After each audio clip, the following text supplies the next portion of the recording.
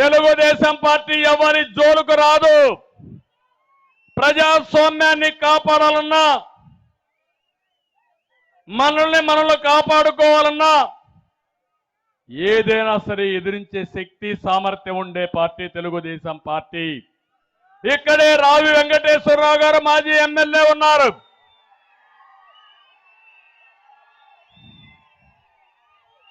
రావి శోభనాద్రి ఎన్టీ రామారావుకి 83లో మొదటి ఎన్నికల్లో ఎలక్షన్ ఏజెంట్. అక్కడి నుంచి ఎమ్మెల్యే, తర్వాత వీళ్ళ సోదరుడు ఎమ్మెల్యే, తర్వాత ఈయన ఎమ్మెల్యే. కానీ మొన్న కూడా సీట్ ఇవ్వకపోయినా ఈసారి మళ్ళీ కాదు, ఈసారి మనం రామును పెడదామంటే గెలిపే ప్రధానంగా ఒప్పుకున్న వ్యక్తి రావి వెంకటేశ్వరరావు.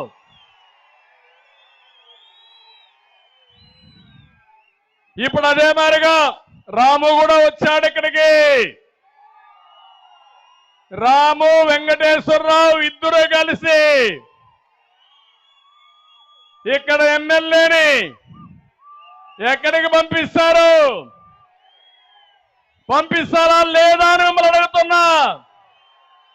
చేస్తామని గట్టిగా చెప్పండి కూడా చెప్పండి. ఇక్కడుండి జనసేన తెలుగుదేశం పార్టీ నాయకులకి కార్యకర్తలకు పిలిపిస్తున్నాం.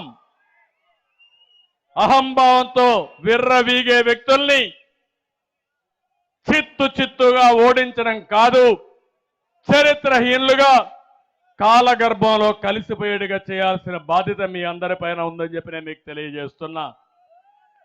ఇప్పుడు నేను చెప్పిన మాటలు ప్రతి ఒక్క ఇంటికి మీరు తీసుకెళ్ళాలి. ప్రతి ఒక్క వ్యక్తి తలుపు తట్టే పరిస్థితి మీరు ఉండాలి. ఇది నా కోసరం కాదు, పవన్ కళ్యాణ్ కోసరం కాదు, తెలుగుదేశానికి కాదు, జనసేనకు కాదు, ప్రజాహితం కోసరం, మీ అందరి భవిష్యత్తు కోసరం, భావితరాల భవిష్యత్తు కోసరం అని చెప్పి నేను మీకు తెలియజేస్తున్నా.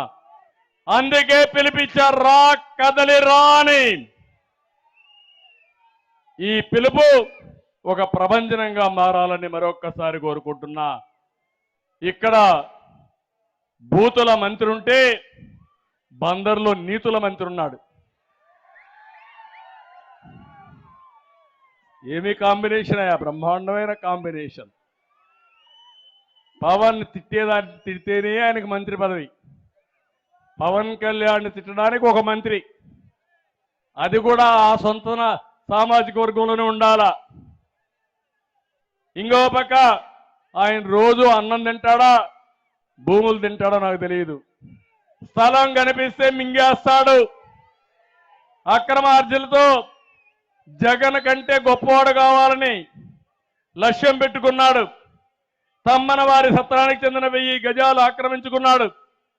బైపాస్ రోడ్డు కోట జయరాం పేరుతో 1.5 ఎకరాలు ఆక్రమణ చేశాడు.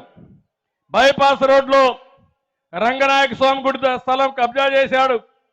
వినాయక నగర్ ఆర్టీసీ కాలనీలో 200 గజాలు పార్క్ స్థలం కూడా ఆక్రమించుకున్నాడు. కృత్తిబెందులో 300 ఎకరాలు బినామీ పేరుతో కొన్నాడు. ఎక్కడ చూసినా భూ కబ్జాలు, భూములు. ఎప్పుడో అవ్వాల్సిన పోర్ట్ ని రివర్స్ గేర్లో పెట్టి మళ్ళీ ఇప్పుడేదో నాటకాలు ఆడుతున్నారు. నేనుంటే ఎప్పుడో బందరు పోర్టు పూర్తయ్యేది.